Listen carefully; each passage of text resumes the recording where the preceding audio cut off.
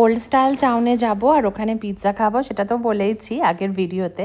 তো চলো আমরা চলে এলাম এই পিৎজা স্টোরটাতে। দেখেই মনে হচ্ছে না কীরকম অদ্ভুত একটা। তো আমি ওখানে পৌঁছে ক্যাপ্টেন মর্গানের সাথে পোজ করে ছবি টবি তুললাম। তারপরে দরজাটা খোলার পর তো পুরো অবাক হয়ে গেছিলাম, এটা রেস্টুরেন্ট মানে সত্যি। তারপর জানলাম যে এটা হচ্ছে আসলে একটা অ্যান্টিক শপ, আর ওরা ওর সাথে রেস্টুরেন্টও চালায়। তো যাই হোক, বেশ ব্যাপারটা অন্যরকম। সব কিছু যদি নর্মালি হবে তাহলে আর এক্সাইটমেন্ট কোথায় জীবনে। তো তারা বললো যে বাইরে ব্যাক সিটিংও আছে। তো এইটা হচ্ছে পিৎজা স্টোরের বাইরের ব্যাক সিটিং। হ্যাঁ, ভাবতে পারছো এরকমই ছিল পুরো জায়গাটা।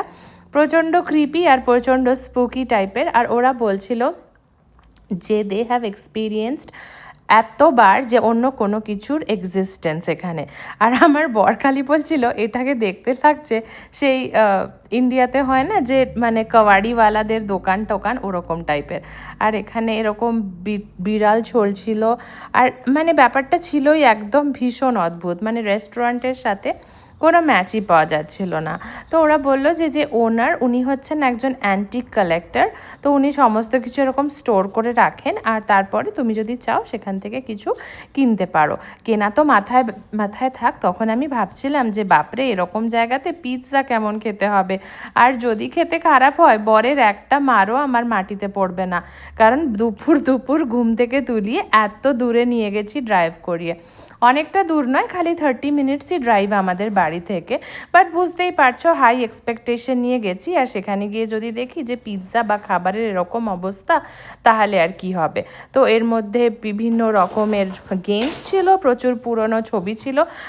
আমি যত রকম ভূতের সিনেমা দেখেছি, আমার সমস্ত কিছু ওই সময় মনে পড়ছিল যে এই বোধহয় বোঝা যাবে আমরা দরজাটা থেকে আর বেরোতে পারছি না।